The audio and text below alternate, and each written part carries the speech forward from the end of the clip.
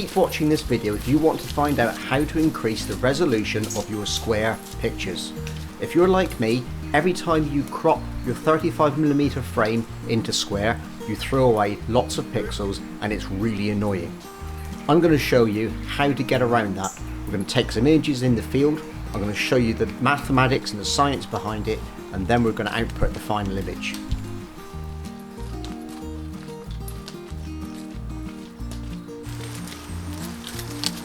Okay, hello, good morning everybody. I'm back on a local sort of like woodland walk today. My teeth back in. I don't know if you saw last week's video. Might have been the week, I can't remember what week it was. But I sort of had a bit of an accident with my leg and ended up having to perform some field first aid. So I don't want to go on about that too much. But basically, that's why I'm on a cycle track and not sort of going over any sort of dodgy ground or anything. But the reason I've come out here today is to explore this problem that we have with landscape photography and when you're trying to use square format. Yeah, and it's been brought about really by seeing a lot of adverts recently from medium format camera manufacturers who really want to sort of put together new cameras for the market and get us to part with our cash. And it got me thinking, because actually, you know, you can do a lot with modern software and various things, and it's not really necessary to have to worry about spending cash all the time, because you can do it with some software and some basic sort of improvements. So one of the things I've been looking at is the fact that when you do a normal square crop on a camera, which is a traditional sort of medium format, a 35mm frame is 24mm by 36, and 24 by 36 is great, but obviously when you crop it down to square, the best you can get is 24 by 24. Now that means that you're throwing away about 30% of the pixel real estate on your frame, and effectively then you can't print so big, and you lose that little bit of resolution. And if you want to crop in a little bit more, of course, you lose even more than that. So it doesn't always work out that well. So one of the things I've been looking at and thinking about is there must be a way of putting that right.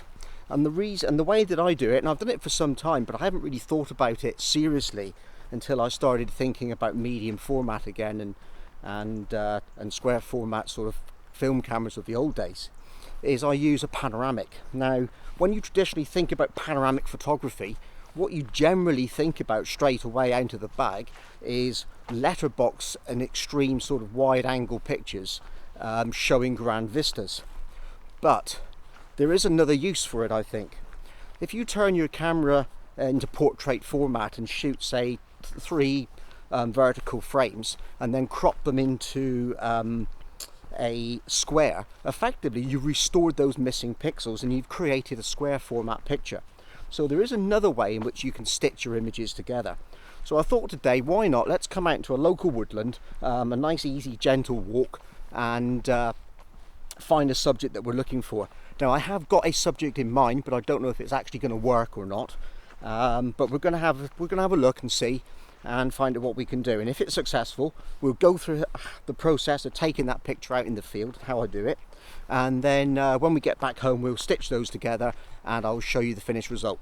So I'm going to crack on, look for my subject, and I'll catch up with you guys when I've started taking some pictures.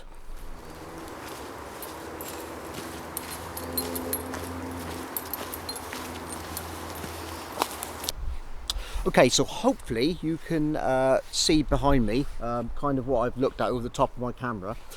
Basically what I've done is I've set the camera up and taken a few pictures. Now I'm doing kind of like a before picture.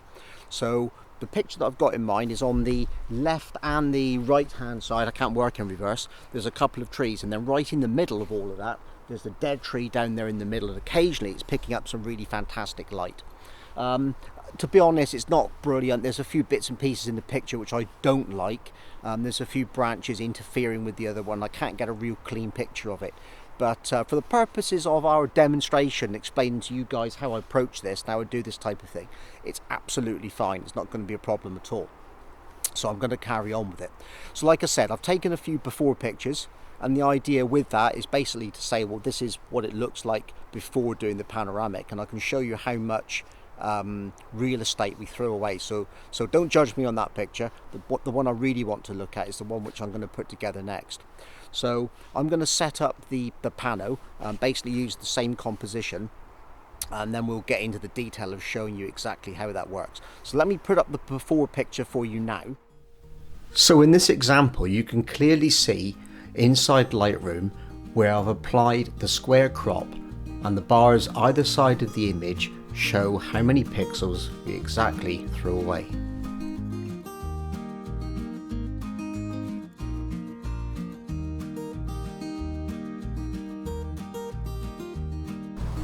Well, changeable light is great, but it's not really in my favour at the moment, because what's happened is the light's changing quite a bit, and I haven't got the illumination on the tree that I had before, but I'm still going to persevere with it and talk you through this camera setup.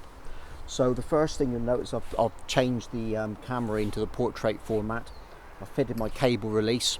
For these pictures I've also put a polarizer on the front just to take some of the shine off the leaves, deepen some of the colours and saturations, and try and help me manage some of the highlights a little bit better. I've also had to level the tripod using the spirit level on it. The reason for that is when you rotate the camera, if it's not level, you'll basically scribe an arc and add some extra distortion into the picture.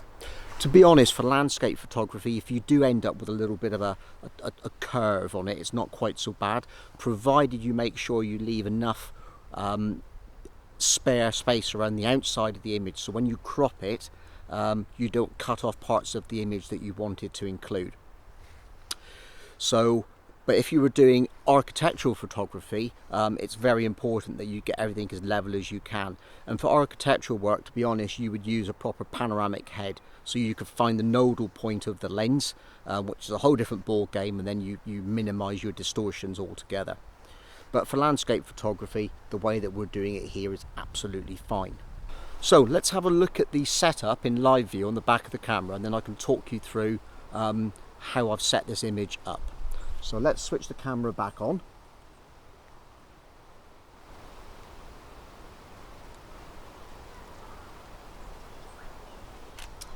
So back of the camera, it's a little bit difficult to actually look at what we're doing here because it's so incredibly contrasty and dark. And what I'm going to do when I shoot the final pictures, I'll probably do a few brackets and see what image looks best. But there you can basically see the composition. Now if you imagine that this is 36 by 24, if we use two pictures, we'll end up with 48 across. Now depending on how we're going to set our image up, sometimes that works, sometimes it doesn't. But what we're going to do, I'm going to bring this around here, and because I've already focused down on the tree, and to do that I'll zoom straight in and line it up with the tree, the main subject, and then we can use the manual or the autofocus on that to get that sharp. So I've already done that for us just to speed it up a little bit. What I'm interested in here is the fact that I'm going to include this tree in it, and then I'm going to bring it across, bring this one in, and then on the other side of the frame I'm going to include the tree over here as well. So we're going to take our first picture, we're going to set it in manual focus, manual exposure, and take our first picture. What I always tend to do is I'll put my hand in front of the lens when I take the picture, which I've done already. I can't sort of like hold it at the same time. The other way to do it is, of course, is to take the exposure right the way down so it's a completely black frame. Shoot off a completely black frame, and then that's your marker for your first picture. Now we're leaving everything at f4. So that was our first picture. So the next one, we just spin the camera around a little bit. What we've got to do is make sure that we leave plenty of overlap in it.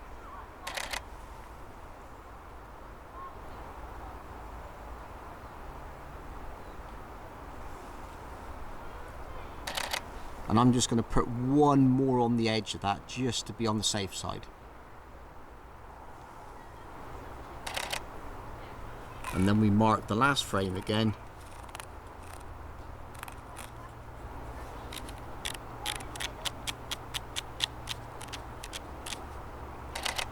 the dark frame. Now I'll be honest, I've already taken a number of pictures earlier on because I could see that the light was changing. So the ones that I've taken are for demonstration purposes only, and they're not probably the ones which I'm going to use in the final picture. So I'm going to pack up the camera now, and then we're going to make our way back to the office, and we can process the images.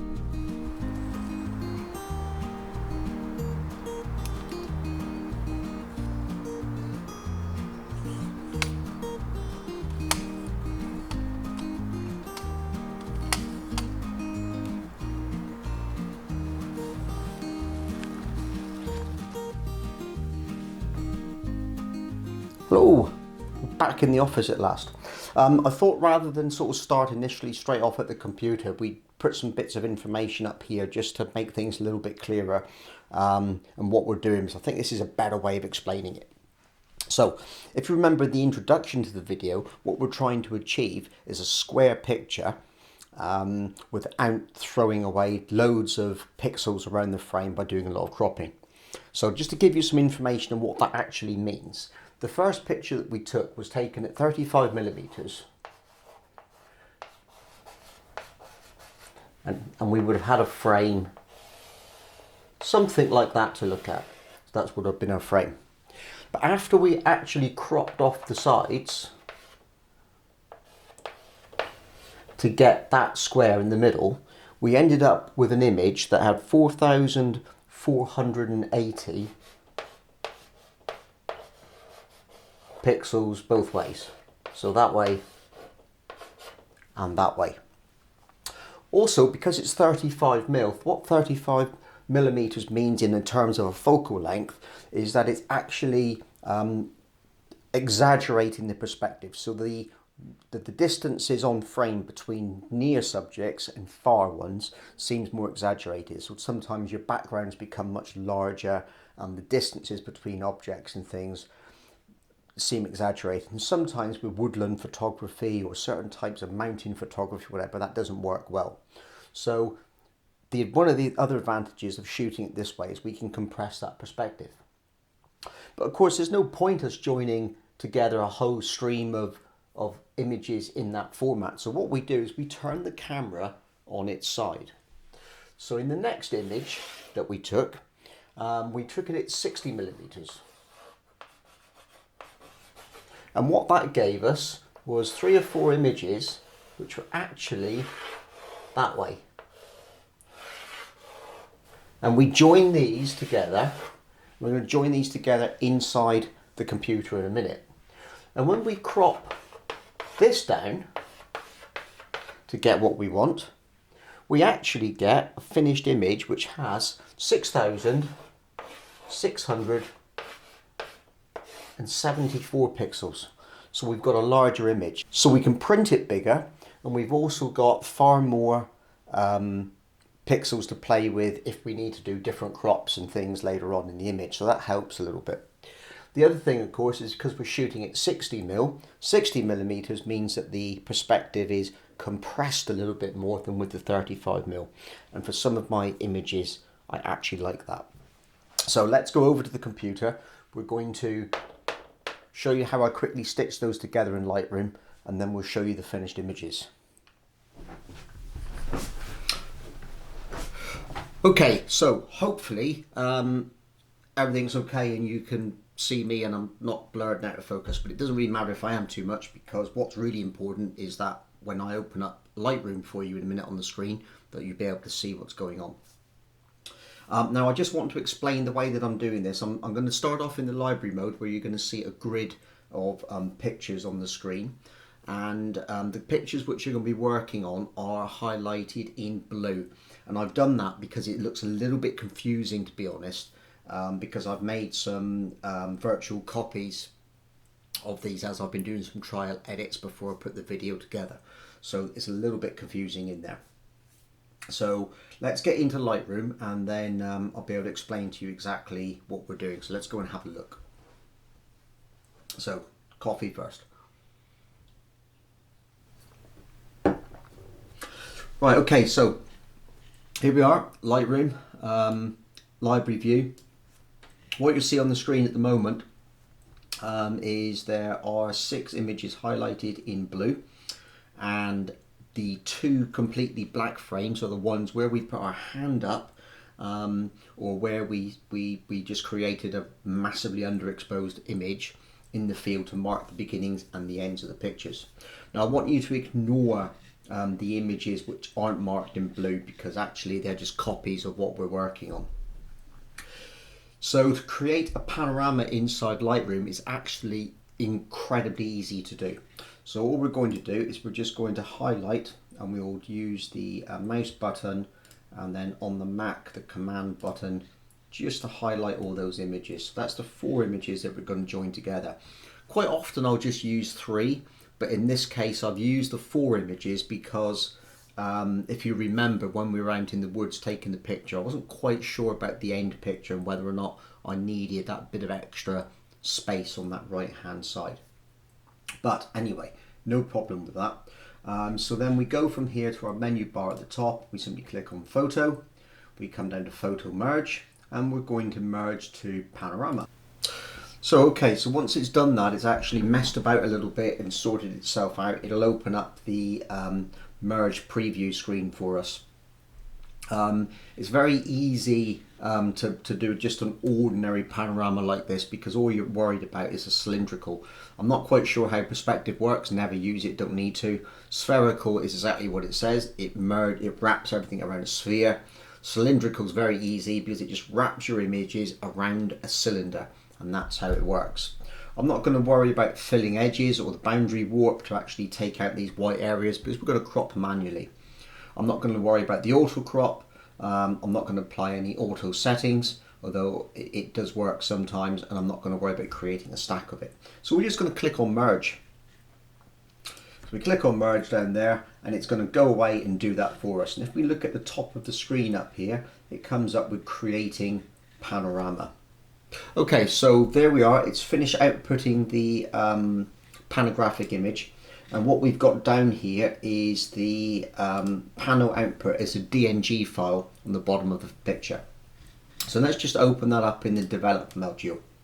Now you'll see in the develop module there's actually got some white borders and things around it, and we're going to get rid of those, and we're going to turn this into the square image that we had in mind when we originally took it.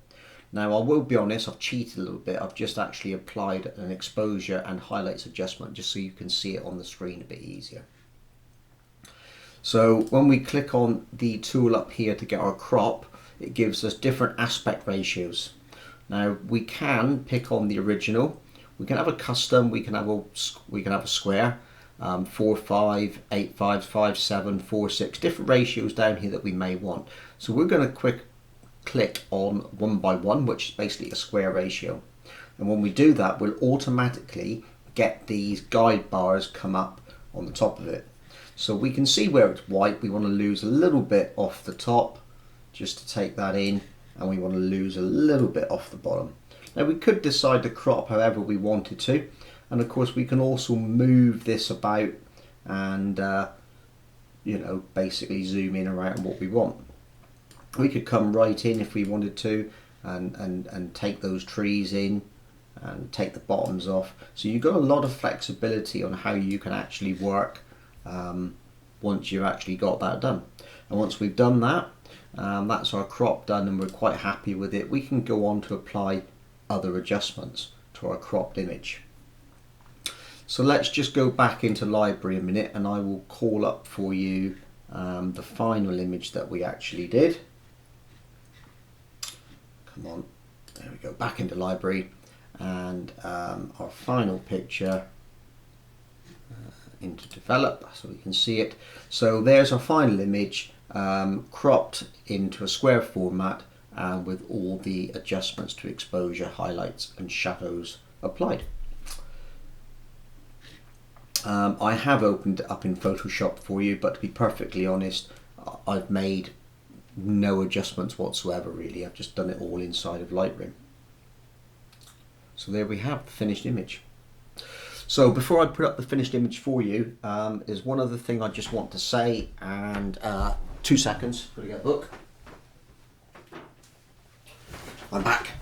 So few videos ago I showed you producing this book for the landscape, and I'm releasing it as a digital copy.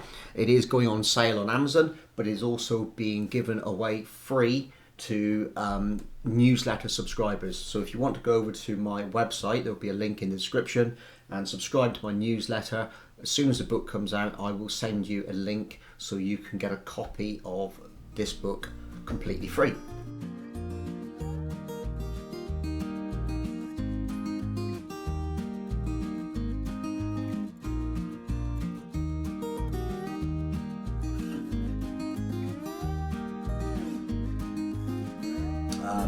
Other than that, all I want to say is wish you all the best for your photography. Please go out, stay safe, enjoy what you're doing, take care of yourselves, and as always, I would love to hear and see your comments. I would also love it if you give it a thumbs up or a thumbs down, because it really helps the content on the channel.